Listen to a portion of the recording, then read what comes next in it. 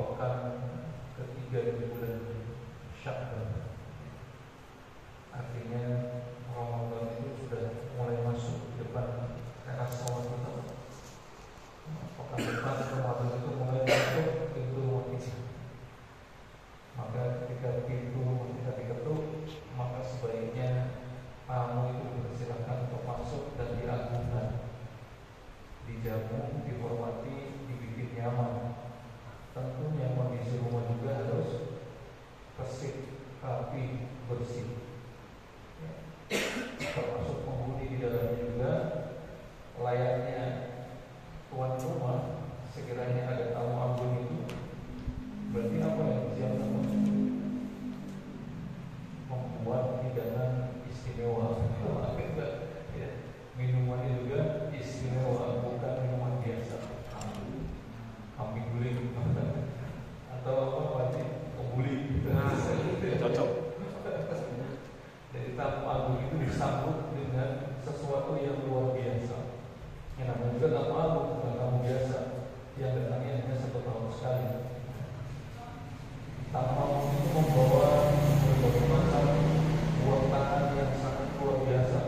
Nah, bagaimana caranya buah tangan itu diberikan oleh tamu agung itu oleh kita dengan cuma-cuma?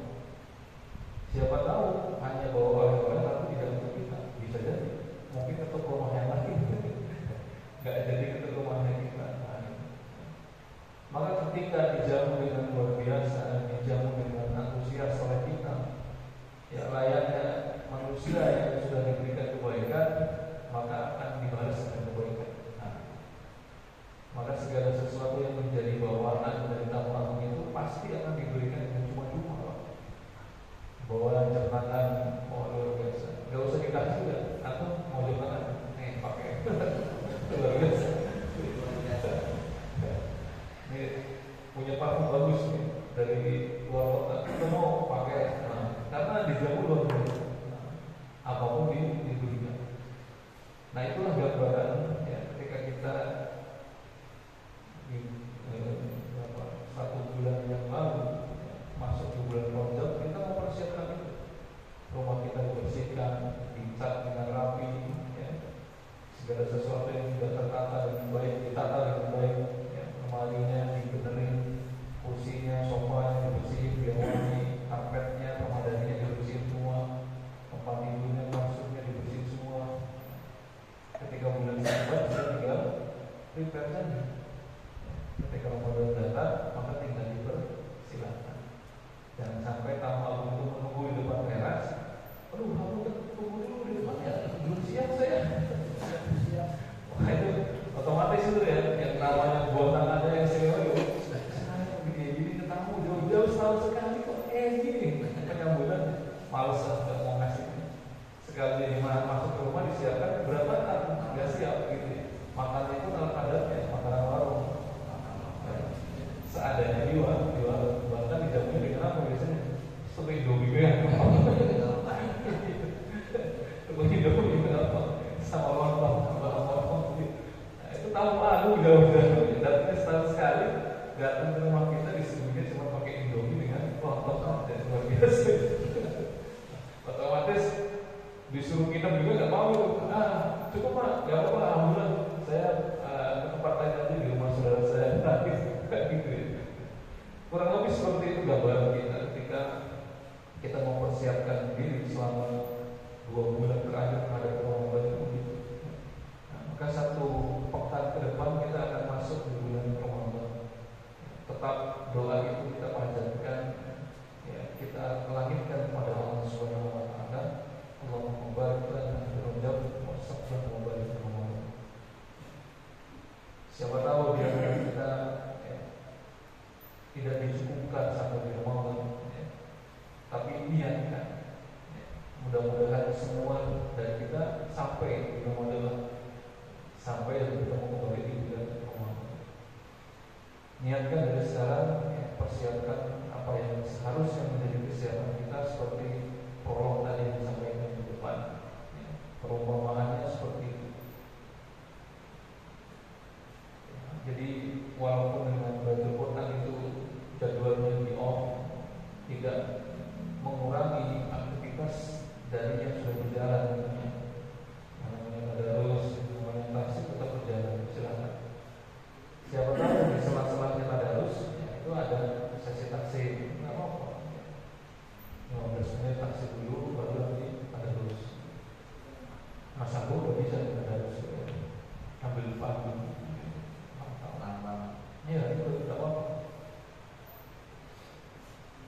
Kemudian salawat serta salam semoga Allah limpahkan selalu kepada junjungan kita baginda Nabi Muhammad SAW, pada keluarga beliau, para sahabatnya, para tabi'in, para tabi'in, dan termasuk kita semua umat di akhir zaman yang merindukan pertemuan akan beliau kelak di yaumul akhir.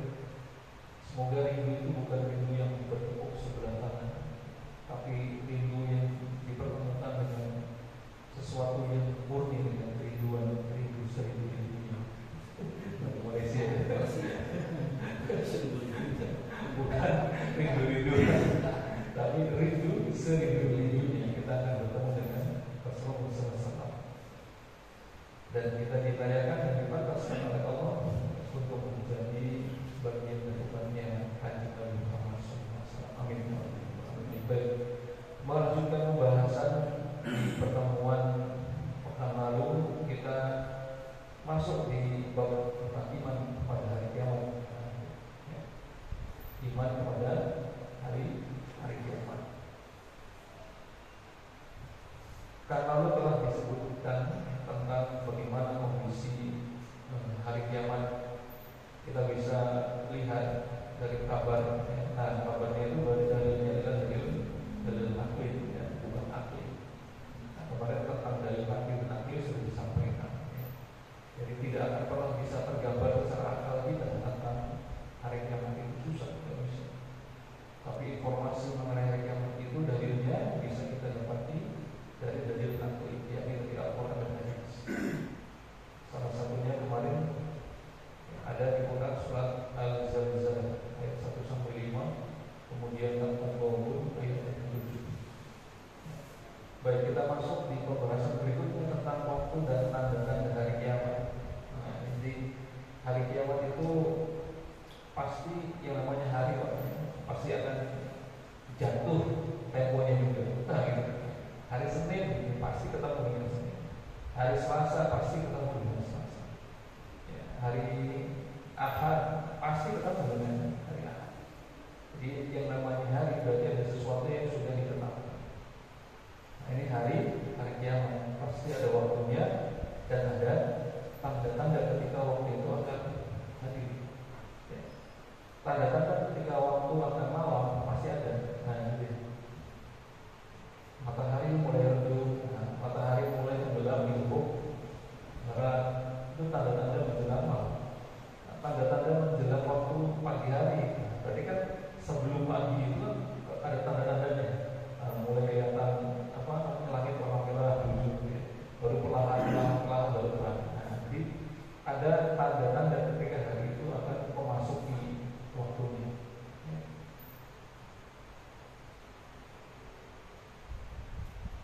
Manusia di sini akan selalu bertanya mengenai kapankah terjadinya hari kiamat. Pasti itu akan bertanya-tanya. Saya ingat waktu kecil itu yang namanya masih bocil, anak SD, diceritakan tentang hari kiamat di sekolah. Jadi kehancuran yang luar biasa terjadi. Itu diceritakan sama guru itu. Kehancuran luar biasa yang akan terjadi. Anak tidak akan pernah ingat sama bapaknya, bapak tidak akan pernah ingat sama anaknya, suami tidak akan pernah ingat sama istrinya ketika hari kiamat itu terjadi. Luar biasa tuh, pulang ke rumah itu sampai kok bisa ya ada hari kayak gitu.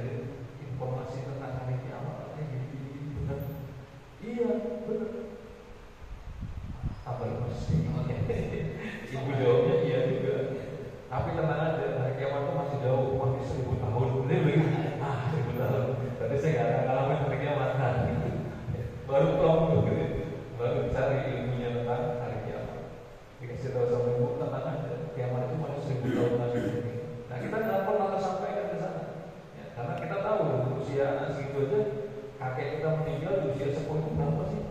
Ya, paling 70 tahun, 90 tahun, sudah 1000 tahun itu tidak akan pernah